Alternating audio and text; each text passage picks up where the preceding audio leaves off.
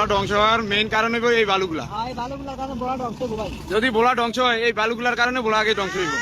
আসসালামু আলাইকুম প্রিয় বন্ধুরা, আমি একজন ভোলা জেলার সন্তান, সাধারণ নাগরিক হিসাবে আমি কথাটি বলতে আছি। আপনারা দয়া করে ভিডিওটা শেয়ার করে দিবেন। আমার যদি গর্বিটা থাকে তাহলে আমি 10 তলা বানতে পারবো, কিংবা 20 তলা বানতে পারবো, কিংবা 100 তলা বানতে পারবো, যদি গর্বিটা এটা থাকে। আর না থাকলে আমি এটার আমি 100 তলা বানাইমু, 500 তলা বানাইমু, আমার এই কথা কোনো কাজে লাগবে না। অর্থাৎ আমাদের ভোলা জেলা থেকে অবৈধভাবে বালু উত্তোলন করে বিক্রি করে দেওয়া হচ্ছে প্রভাবশালী লোকেরা। তারা জানে না যে ভোলার মানচিত্রটা আস্তে আস্তে ভেঙে যাইতেছে। তারা বুঝতেছে, কিন্তু তারা ভোলা জেলা থাকবে না।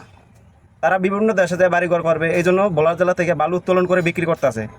ভোলা জেলা সাধারণ মানুষ থাকবে, 22 লাখ মানুষ থাকবে, কিন্তু তারা তো অবৈধ, যারও সন্তান। সেই কারণে ভোলার থেকে বালু উত্তোলন করে বিক্রি করে দিচ্ছে। এই বালু উত্তোলন করার কারণে যে ইলিশা ঘাটের থেকে, আগে ইলিশা ঘাটে, বর্তমানে যে ইলিশা ঘাট আছে এখান থেকে আরও 10 টাকা লোকাল বাস ভাড়া ছিল, ভাঙতে এখন কোথায় আছে আপনারা একটু বলেন তো।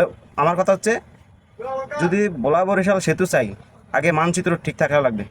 যদি ভোলাতে আপনি বিমানবন্দর বানাতে চান, আগে মানচিত্র ঠিক রাখা লাগবে।